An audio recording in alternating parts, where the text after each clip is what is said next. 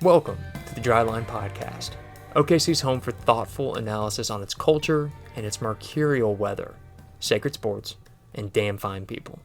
Hosted by me, the Dryline's editor-in-chief, Ryan Fightmaster. Last week, I was tapped by our editorial team to host this podcast. Why? Hell, I don't know. Why is CC's Pizza still in business? But here on this show, every couple of weeks, I'll be exploring an underappreciated side of Oklahoma City's awesome culture. And if I think about it, I guess I am qualified for the job. Because I grew up in Oklahoma City, South Oklahoma City to be exact. Some would call that more. I would not call it more. I then went to OU for undergrad, then medical school at OU again. So yes, I'm a doctor. No, I'm not an orthopedic surgeon. Was actually a psychiatrist. I did my residency in Southern California, where I lived for 5 years with my wife before we moved to North Carolina for 2 more years. Across those 7 years, I came to the realization that I enjoyed just about anything more than I did the practice of medicine. So I quit, started writing, kept surfing, even opened up a furniture refinishing company to pay the bills. My wife and I moved back to Oklahoma City 6 months ago, mostly because we just wanted to. And honestly, because we miss the weather. For real. You cannot imagine how boring 365 days a year of 75 degrees can get. It makes you want an August day at 102 worse than I currently want another one of those Brahms orange sherbet freezes that they've been advertising everywhere. So, whenever I was offered this chance to manage this thing we're calling the Dry Line, I jumped at it. We're calling it a search through articles, profiles, interviews, essays, and our podcast for a deeper, truer understanding of Oklahoma City's culture. But really, we're doing this because it sounds like a hell of a lot of fun to write about what it's like to live and love Oklahoma City. That simple. And if you're one of those people who can still read, you are welcome to subscribe to our writing on Substack. The link is in the show notes. We promise our emails, our writing will never be boring. We are here for a good time. Okay, enough though with all the boring background shit. Let's get to the subject at hand. The subject that has dominated my life for approximately the last 3 weeks, ever since I decided I was actually going to go out and write a power ranking of the most consequential people in the state of Oklahoma, are meteorologists. Earlier this week, I published an absurdly detailed examination of these people, which basically involved me watching weeks of weather broadcasts that went back to the 90s. I watched the weather all of last spring on every station. Okay, except Fox 25. I mean, come on, let's be real. And I watched regular old morning, midday, and nighttime forecasts for all 15 of the meteorologists at KFOR, KOCO, and KWTV. That would be 4, 5, and 9. Was it fun? Yes, it was a ton of fun. Will my YouTube algorithm ever be the same? No, it will not. But, somebody had to make the sacrifice to do this power ranking that nobody was asking for, but that I really wanted to do. Okay. This power ranking, I will say, was completely serious, but based upon the following entirely subjective guidelines. Number 1, likability matters the most for any of my meteorologists. And why is that? Well, it's because likability leads to trust, trust leads to action, and action, I think, can be the difference between life or death when the carnage machine starts churning up earth and livelihoods, which tends to happen here just about more than anywhere else in the world. Number 2, I'm staring you at your eye to eye here. We need to be honest from the start. Let's see if you approach weather the same way that I do. About 9% of the weather I consume concerns actual decision-making for my family, which means the other 91% of the weather that I watch has to do with entertainment and pure entertainment alone. And I'm being honest. I don't know if you guys feel the same way about weather that I do, but I watch a lot of weather. Thus, charisma and humor and my meteorologist really matter. I do not want a robot telling me to get below ground. Our weather is cataclysmic. If my meteorologist can't make me feel that this is a do or die, live or die stakes, why would I watch him? You know? I mean, I've lived through May 3rd, 99, May 20th, 2013. I mean, these are important moments, right? Kind of need to feel some life or death. 3, my memories of those days contain Gary England's voice, David Payne's voice. These people are permanently etched into my hippocampus forever. When I think about these days, I think about the people who were calling the shots and telling me where the storm was going to go. Given that these people are so personally involved with our lives and our memories, I personally like my meteorologist humble. You know, I don't mind a little ambition. That's fine. But unbridled, unchecked ego, not behind my weather desk. Please, go be the governor. Number 4, in my priorities, or I guess guidelines for doing this whole ranking thing. And last one, I'm not a weather nerd. I know the words mesocyclone, hook, screaming eagle, hail band, all that stuff. I have no idea what any of these terms actually mean, and I do not pretend to understand what meteorology is. But I do want my meteorologist to understand these things really well. That said, degrees are nice. The more meteorological, tough word to say, meteorological seals that one can have, the better. All right? I want degrees. I want people who know what they're doing. Also, to be eligible, a meteorologist has to be currently employed by one of the big 3. So this is not a retrospective analysis of everybody who's ever done weather in Oklahoma City, although maybe that's something we'll do in the future. Before we start, got to say something. I respect these people a lot. I think it's really hard to be good at the weather. And as you might expect, those weeks of weather watching that I did on YouTube permanently disfigured my algorithm. And in the process, I started getting recommended meteorologists from all over the country. And because I'm a psycho, I watched those people. And all I could say about that is that we're very lucky people. Compared to these other places, we have unreal depth on our roster of meteorologists. It's like Presti put together this lineup we have here. Our bench is deep. Michaela Smith, like for example, KOC was weekend meteorologist and occasional fill-in morning meteorologist. She didn't even make the rankings and would have easily been the top meteorologist in several of these markets. I just want to say that from the top. These are a bunch of very impressive people, and I think we need to enjoy it, kind of like this current OKC run of dominance. Also, I knew I was walking into the hornet's nest with this project, but I didn't know how strongly people would respond to where I put individual meteorologists. You'd have thought me placing Emily Sutton at number 4, I'd have just walked into downtown Yukon and told people that Garth Brooks actually wasn't that talented. We're talking that level of disgust with me personally for only ranking Emily Sutton at number 4 on the list. Okay. This is why I did this list, because I love weather just as much as all these other people love weather, just as much as all of us do. I'm humbled by our weather in this state. Every time I hear sirens go off, and it's April and May, my skin crawls. This is an important part of our lives, and it's been a big part of, honestly, just the making of my life here. So, if you also feel that way, hope you get a lot out of this. This was a ton of fun. This project was something I've been thinking about doing for years. So I also just appreciate everybody who's reached out this week and said that they enjoyed this. It meant a lot. It's been a really cool week. If you want to get in with the rest of us here on the ground floor of this project, which means you're probably also on the top floor, owing to ranch-style constructions in Oklahoma, you are welcome to subscribe on Substack. Again, that's going to be linked at the bottom of the show notes.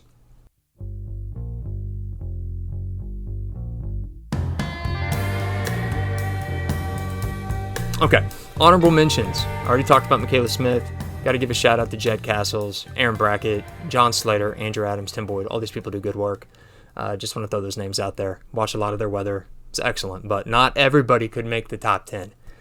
Number 10, we got Joseph Neubauer.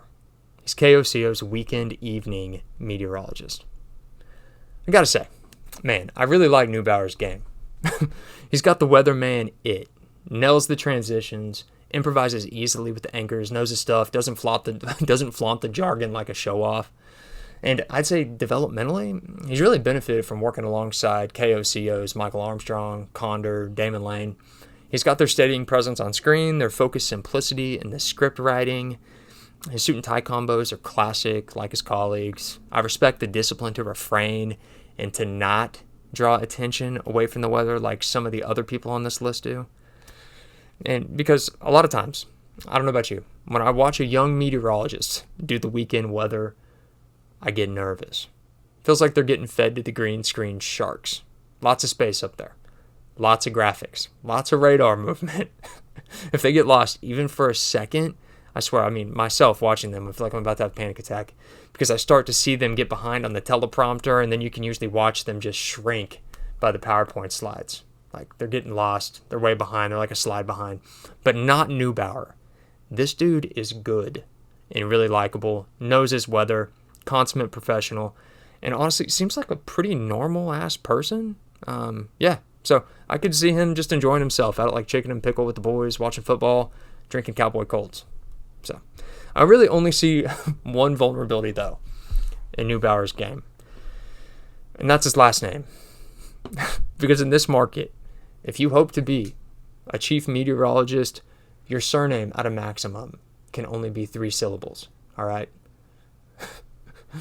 Neubauer, well, I guess not the surname, full name. So think about like Mike Morgan, Damon Lane, David Payne. These are 3-syllable names, all right? Neubauer's got 1 extra syllable. This is the only hole in this game, though. I think he could go with maybe something like Joseph Rain. Might be a little bit too on the nose. I don't know, like Joseph Fox. I don't know. If you guys have some good ideas, maybe you can shoot them over to him. I'm kidding, like kind of, I guess. This is the news. The brand matters the most. And so this is also something I'm going to do for everybody else inside the list. I did a career projection for each person where I think some of these are jokes, some of these are serious. I think you all will be able to tell the difference. I did a career projection for each person and where I think they're going. And so for Neubauer, I do think that this guy actually has like chief meteorologist in Oklahoma City potential. Now, when this might happen, I have no idea because we get a new chief meteorologist as often as the world gets a pope. So I really don't know when that's going to happen for him, but I could actually see it, man. This guy is like a maybe even more even-killed Rick Mitchell. I know. High praise.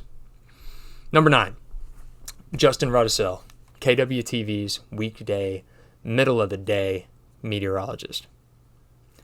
This dude uprooted his family from Indiana and moved to Lawton for his first weather gig just because he wanted to be near Tornado Alley.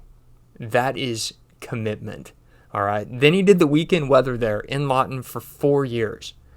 4 years in southwestern Oklahoma, all right? I like to give respect where respect is due. This guy did it, and he got the gig in the middle of the day at KWTV News 9. And I think Rudisell actually is in a really challenging television slot. One that nobody watches, really, outside the assisted living center. Because being he goes on at noon, he also happens to be working on the threshold of the worst part of the day, which is the afternoon. Rudisell cannot just tell people to have a great day like the morning meteorologist can, because the greatest part of the day is over. Most people's day has already gone off the rails. There is no sunshine pumping in the middle of the day. So he's got to play it like straight down the middle, deliver his forecast smoothly, no risk of indigestion. It's a tough job. It's a really hard time of the day. Like, there's really no hope at the noon slot. And his forecasts, they are smooth, honestly. Like, about as smooth as the ice cream at those assisted living centers that they serve for dessert.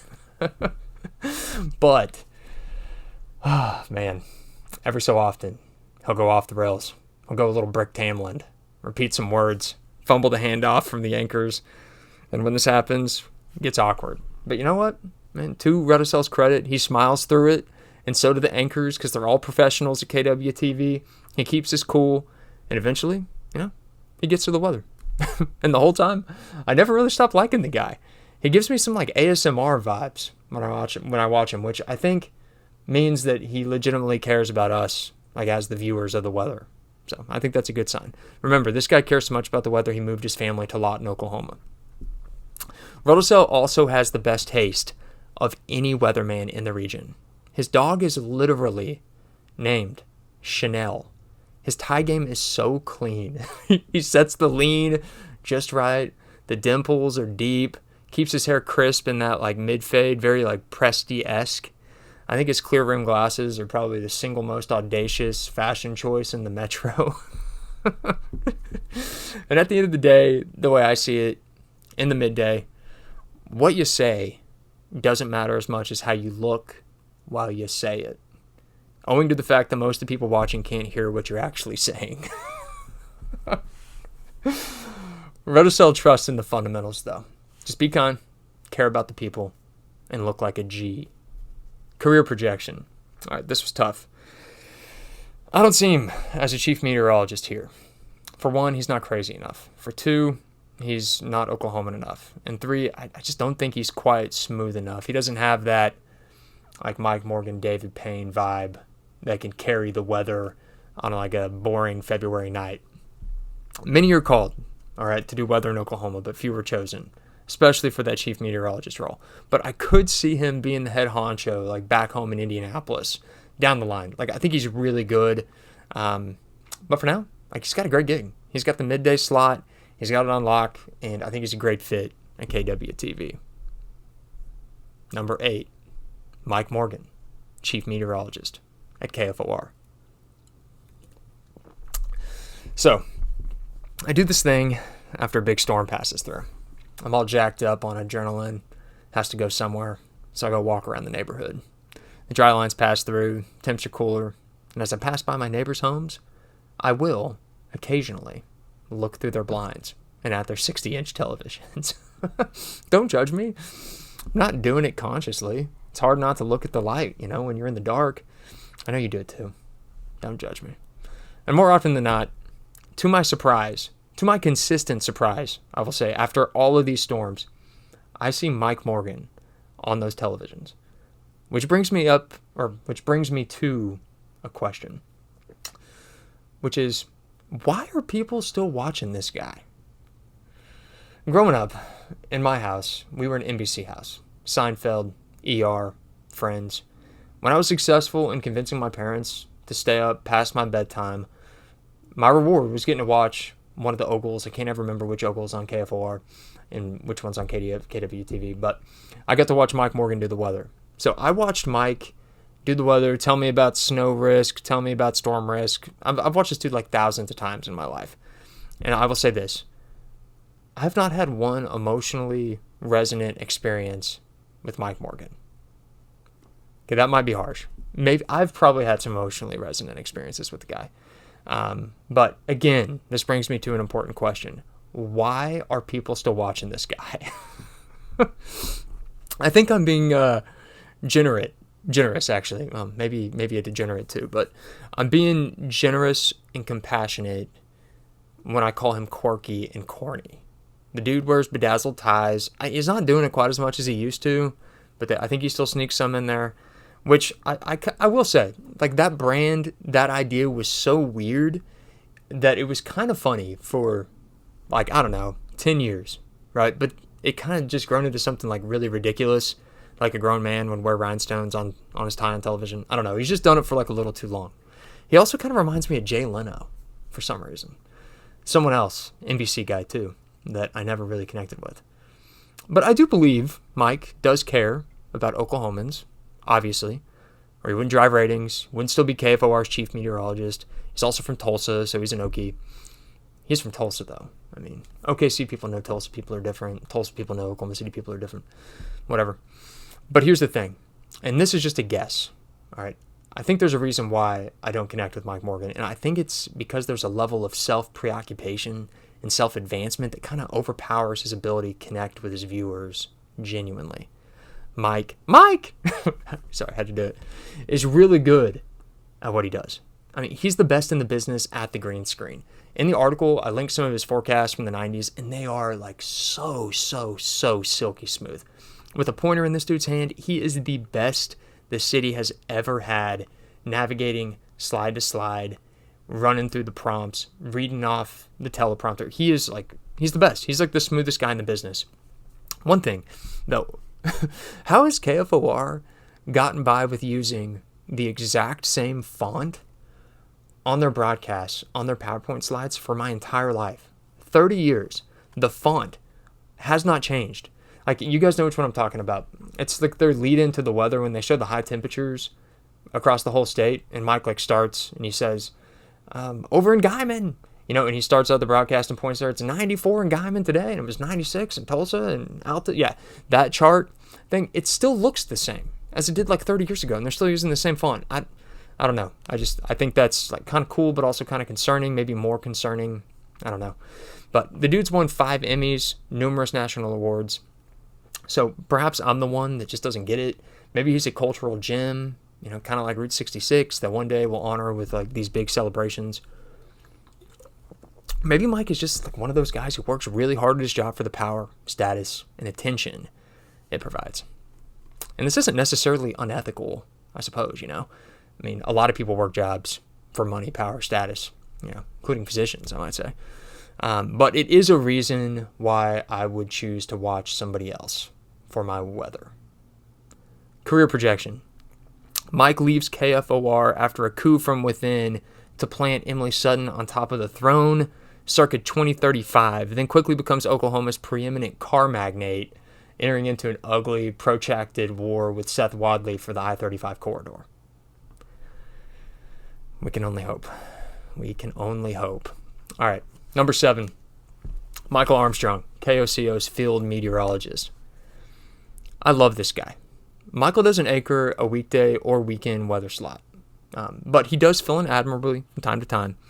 His main title is KOCO's First Alert Storm Command Leader.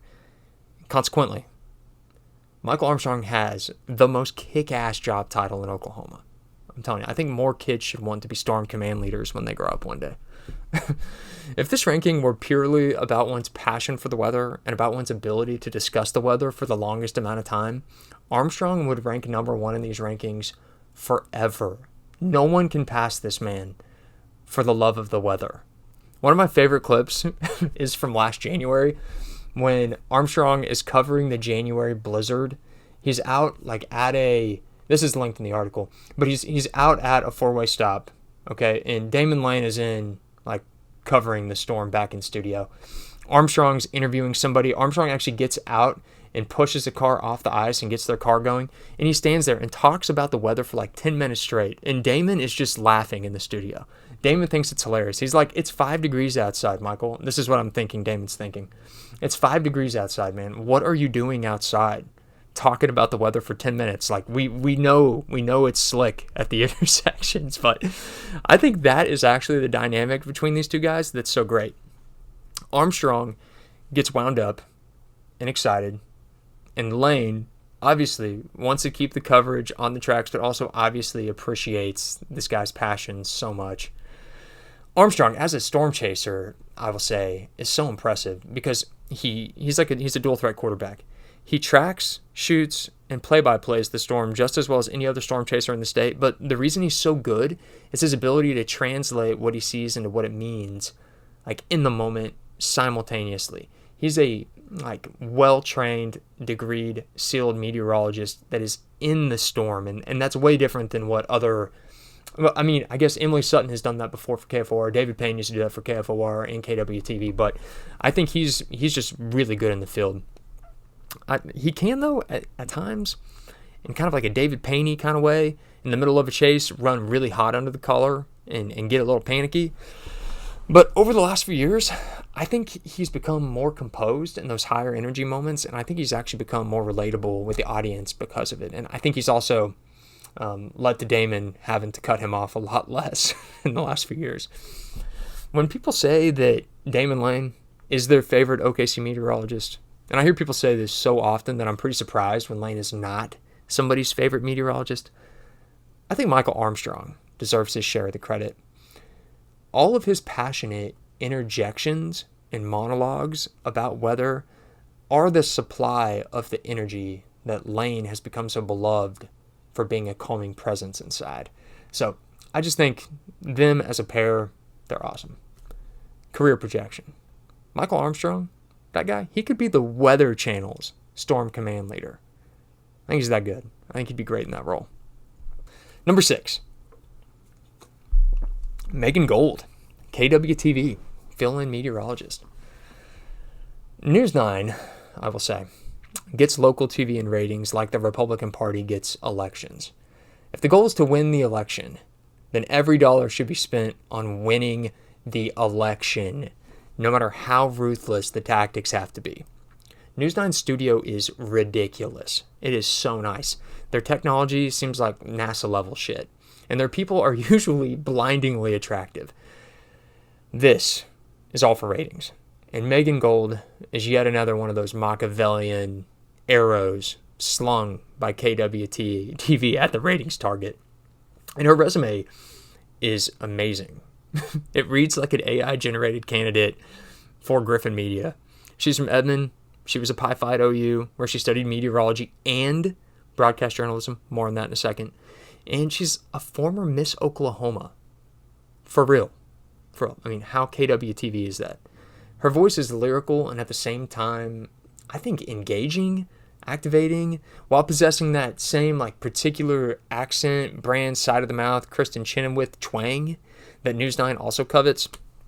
Her smile is so sublime, it dissipates mesocyclones, just like that, throw it up in the tornado and see what happens technology from Twister and Twisters. Sometimes, though, it appears that she's been so adored for her looks for so long that the thought of her own presence on television seems to shoot endorphins through her body and cause her to have these random bursts of smiling. I've got links to all this stuff, by the way. Everything I've talked about, examples, there's links in the article to all of this. But when I watch her, this is a problem, I think, for News 9. When I watch her, I think Gold is an anchor, and it's clear as day. I don't think she's a meteorologist, though. On camera, she is amazing with the readouts, flawless with the slides, good at the slow walk up to the camera. But that's the thing. Like, her enthusiasm seems directed at the camera, not necessarily at the weather. I think News 9 actually has the same problem with Gold that OU has with John Mateer. Is John Mateer really a quarterback, or is he actually just the team's best running back? Personally, if I were Griffin Media, I'd let her do both. Anchor the news, then do the weather, then anchor again. It's also a cost cutter. They could also try putting her in the field on the scene and then have her report back to herself when she's in the studio. I mean, there's only one way to figure out how much Gold can handle, Obviously, Gold is tremendously skilled. She's definitely ambitious. I think she's got the kind of natural talent you can't teach. She's just really good. But I think to get where she wants to go, though, she needs to continue growing her congeniality. She can be a bit stilted at times, but still, like, for somebody so young, the laughs are there. Like, pretty much every time she improvises with the anchors, she's able to bring in something, like, spontaneous.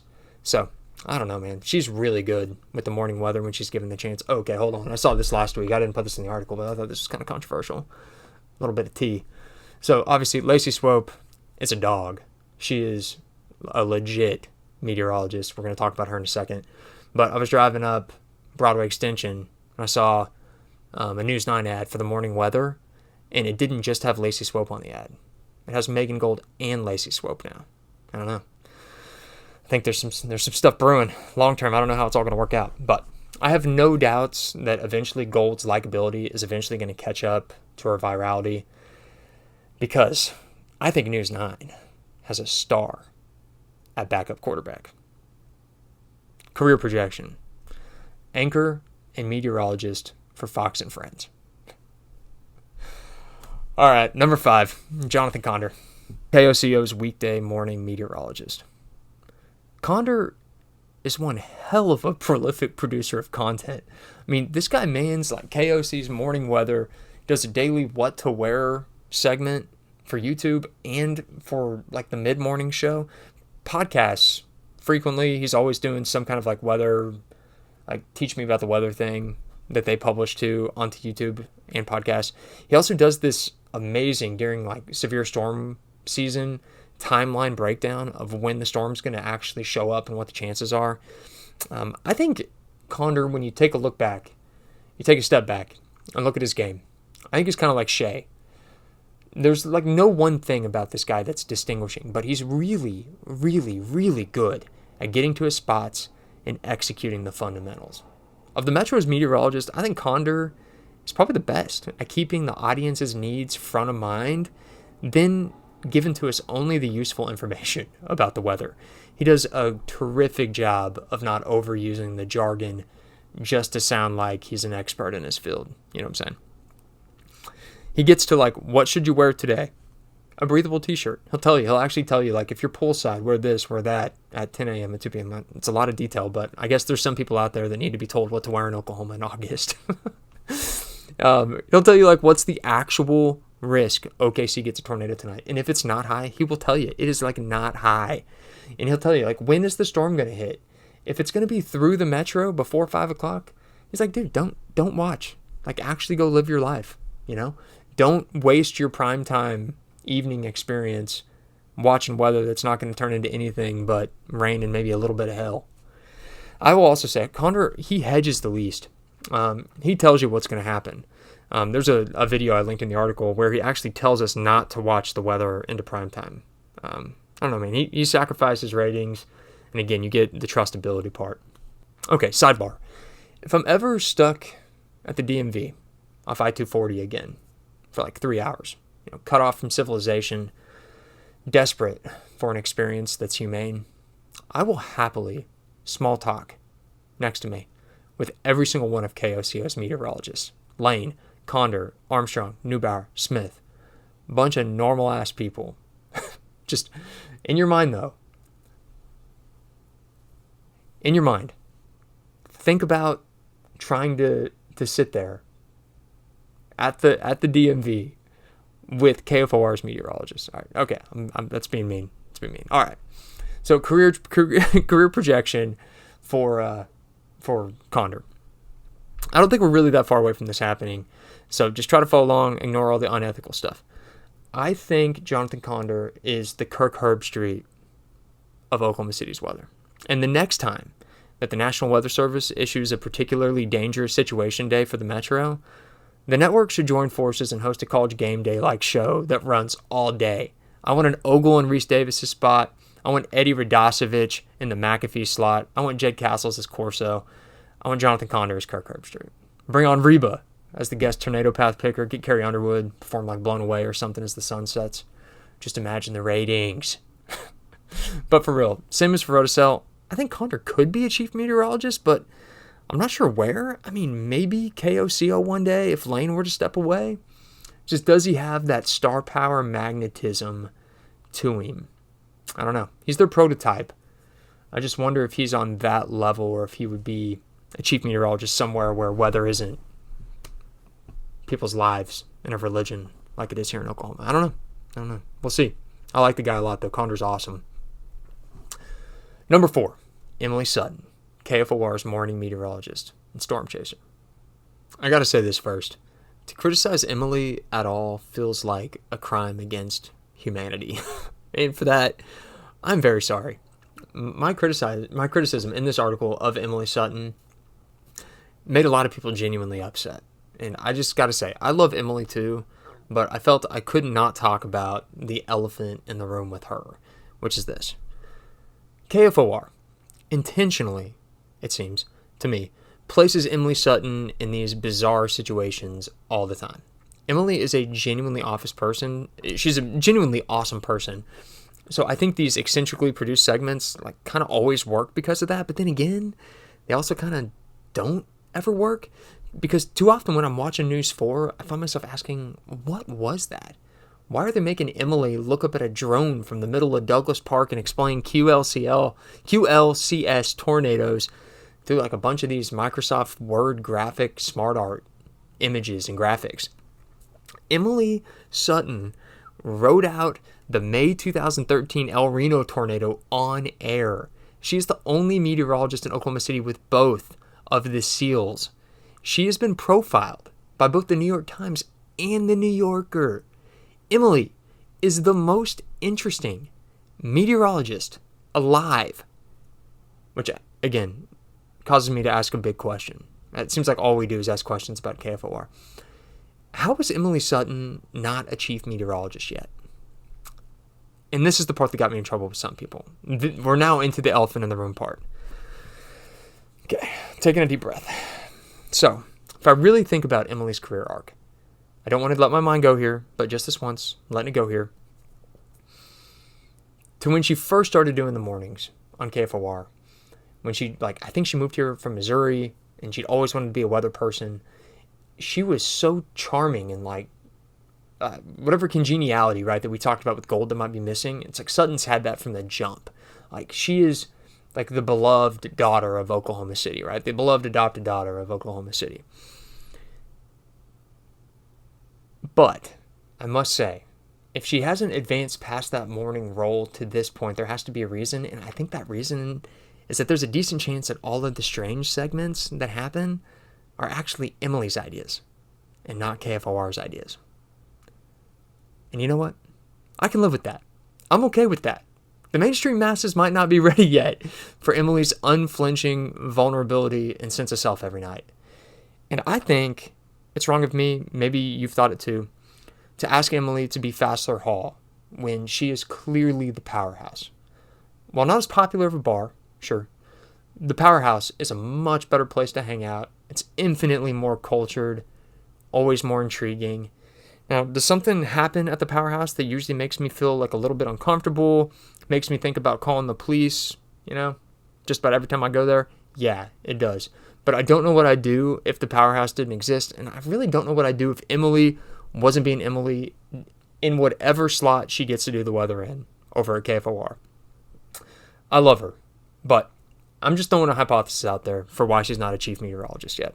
She could also not want to be a chief meteorologist, and that's cool, because again, I just want her in a part of our weather scene. Or maybe, which is the most likely cause here, there are no chief meteorologist roles open. The last one opened in 2012 when Rick Mitchell left for Dallas. That was the last one. Damon Lane got that. Maybe she'll get the next one. But again, who knows when that day is going to come? Career projection. When Mike Morgan buys out the naming rights after that long war with Seth Wadley to Seth Wadley's dealership in 2032, Emily becomes the chief meteorologist at KFOR.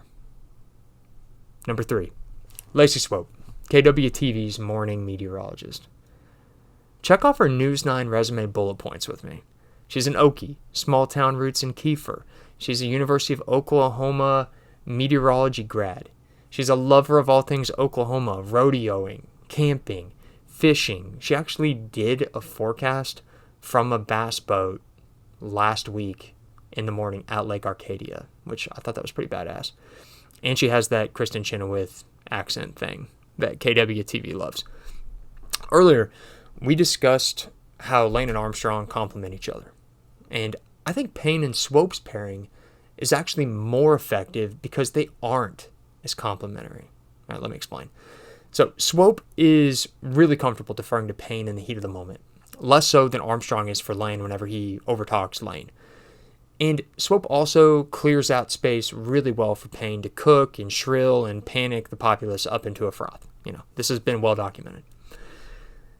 And of the behind-the-desk meteorologists in the city, I think she's actually the best at finding the most intriguing data point within all of the storm data during a big severe storm and then sharing it with David Payne during the broadcast, which, again, makes her just really good for ratings purposes. But, and this is really interesting, I think, long-term and what it means for a career. We already talked about Gold, and her impact on the morning weather situation.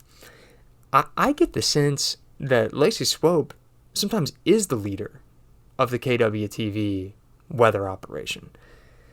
And given the egos involved at that station, this dynamic does result in the occasional power struggle. You can see it on air, a little bit of Payne versus Swope power dynamic, who's the alpha, a little bit of KD and Westbrook stuff going on. But again, if ratings are the goal, and they are always the goal at News 9, these dust-ups are probably a feature, not a bug, to their broadcast. So, compared to her morning meteorology competition, I do think that Swope seeds maybe a little bit of charm to Sutton, a little bit of likability to Condor, but I think she more than compensates by being the baddest meteorologist in the state. I think she takes this job more seriously than anyone else does. Every time I watch her, I find myself nodding, furrowing my brow, thinking, this is a very serious situation. I cannot reasonably stop watching the weather right now. Anything could happen. There's a lot of energy in the air. Swope has this Westbrookian intensity and gravity to her. It kind of sucks you in. And when the air gets kinetic, thick, and fishy, this is the exact kind of person I want telling me where the storm is going. Swope has no holes in her game. I think she's a plug-and-play chief meteorologist just waiting on the next chief meteorologist conclave. Career projection. In 2043, Lacey Swope becomes our first relatively competent governor since Brad Henry. One can dream. One can dream. Number 2, Damon Lane, KOCO's chief meteorologist. I gotta say it, because nobody else is. If Damon Lane's friends don't call him the DL, I'm gonna be pissed. Because I expect everything about this dude's life to be low-key cool. He's probably like the drummer in a cross-Canadian ragweed cover band, probably skis double black diamonds only, probably drives like a 78 Corvette. Probably already know this, and it should go without saying, but I cannot conceive of a future where anyone ever jumps Lane and the meteorologist I'd most like to get a beer with at the Powerhouse rankings. Another thing we might do later. But that said, Damon Lane has a serious flaw. The guy's not Oklahoman. He's actually from Virginia. Got his meteorology degree at UNC Asheville. Shout out Asheville, by the way, where I used to live as of like 6 months ago.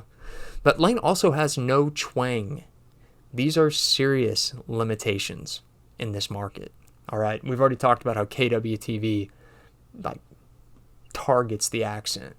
So, how has Lane risen so far in the rankings, in the hearts of us Okies then?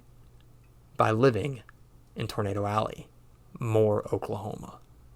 During the May 20th, 2013 tornado, during the coverage, the last EF5 that hit the metro, probably the scariest day of my life personally, Lane was doing KOCO's coverage as the storm went directly over his own neighborhood.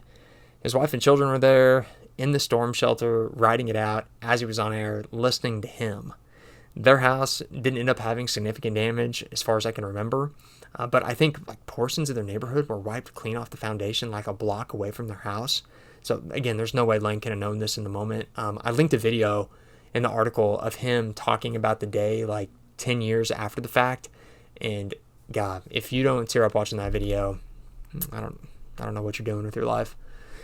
Lane, to me, has the most Gary England in him of any of the current meteorologists.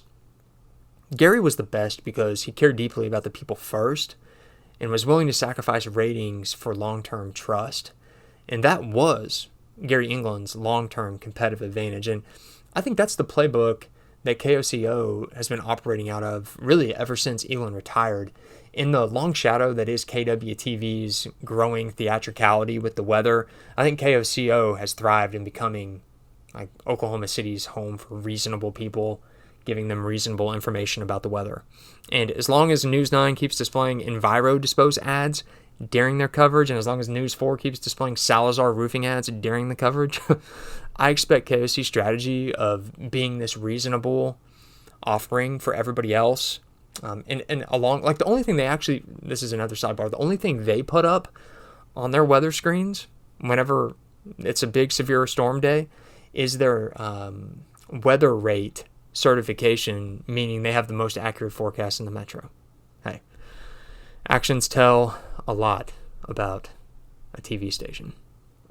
But if I have one knock on Damon Lane, it's that when the Carnage machine is on the ground, he's maybe not quite demonstrative enough for me. I know people love him because he's a really calm guy on air, and I do too. And if it's just like a normal weather day, I'll probably go to Damon Lane first. All right? So this was a toss-up between him and David Payne, number one.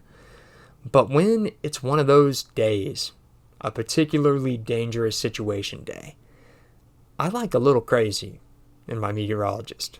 I want to understand the danger of the situation and not with a dose of levity.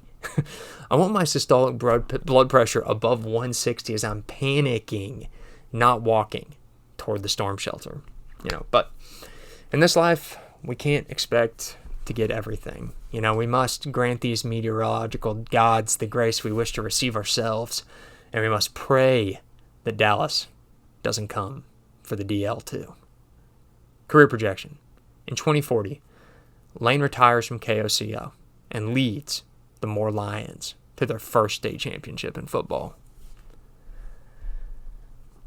Number 1, David Payne, KWTV's chief meteorologist. My wife's not an Oklahoman. Didn't know who David Payne was until last spring. We were watching the weather during one of last year's first storms, and she looked at me and she asked, does this guy just make you nervous? And that, my friends, is the point. Again, we must remember, News 9 never misses the point.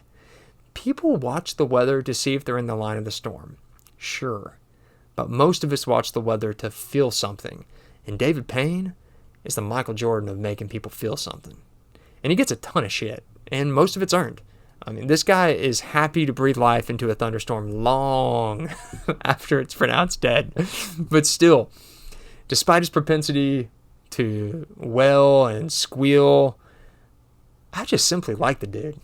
And honestly, I trust the guy. He's got a dark sense of humor that seems to show up in those days of destruction where if he finds a little bit of light, he has a way of spinning it in a way where the joke lands. I think his humor is underappreciated. I think his accent is probably going to be preserved as Oklahoman at the Smithsonian one day out in the future. And it must be said, this is the most important thing. He deserves more credit for letting the hairline fade without getting hair plugs. Respect. In Boomtown, the New York Times columnist Sam Anderson, he profiled and told the story of Oklahoma City, which, if you haven't read it yet and you have ties to Oklahoma or Oklahoma City, it's an awesome read. He talks about our weather for, a third of the book probably. It's an awesome read. I can't believe he spent this much time in this place. It's pretty cool. Made me love our city even more. But he describes David, this was back when he was at KFOR in the transition, coming from KFOR to KWTV, before Gary England had retired, but KWTV was setting up a succession plan for Gary England, and they had brought on David to run the morning weather and be their to be their storm chaser, kind of like Emily Sutton is currently for KFOR. It's a very similar role to what she has currently. But Sam Anderson paints him as this storm chaser who only cares about portraying the weather in this sensationalistic fashion. Essentially, he says that he's Glenn Powell's character from Twisters. And I strongly believe that this is an incomplete understanding about David Payne. Because just tell me DP isn't another one of us Oklahomans with a completely unhealthy and occasionally toxic fascination with the weather. How many people do you know around here, once the tornado sirens start howling, how many people do you know act normally? I hear a siren and I want to lose my mind. This is a crazy place. I think if you could design a meteorologist to represent the full range of emotion and trauma that comes with living here in Oklahoma every single spring, that person would look, act, and sound like David Payne. He's hysterical. Yes. He's volatile. Yes. And he is the lived experience of these storms year after year. After all, man, Turnpike said it best. It's shadows dancing on the wall, waiting on the sky to fall. I watched him do the play-by-play of this year's Memorial Marathon from a strapped-down chair in the back of a News 9 F-150. For 2 hours straight, David Payne was sincerely interested and engaged in the outcome of the race. I think there'd been a severe storm, it was either coming that night or the day before. He had reasons to be distracted, is what I was thinking. This is storm season. This is late April. But he was totally engaged, locked in.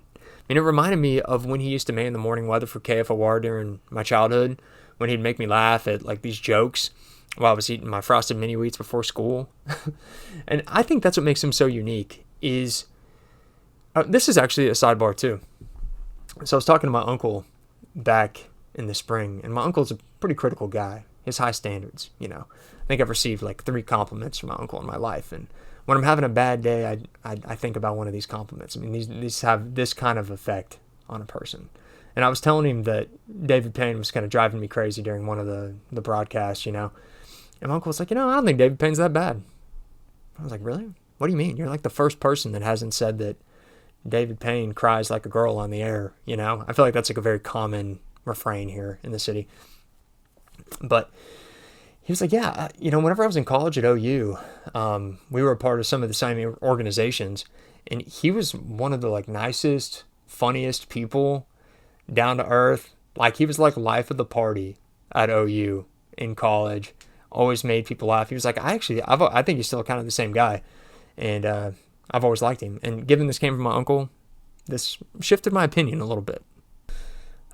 David does undoubtedly enjoy his local celebrity, but I don't get the sense that he enjoys it more than his job's responsibility. In that regard, I think he's kind of Switzer-like. He's so relatable, still really good, and like just as interesting to watch on a boring night of weather in January as he is during a storm. So, hate the guy or not, I stand by this. You don't get the News 9 chief meteorologist you need. You get the News 9 chief meteorologist you deserve. And you can bet your ass the next time you walk past my house after a big storm, David Payne will be in view through my blinds, his twang echoing off the walls and hanging in the air. Career projection. This. Only this.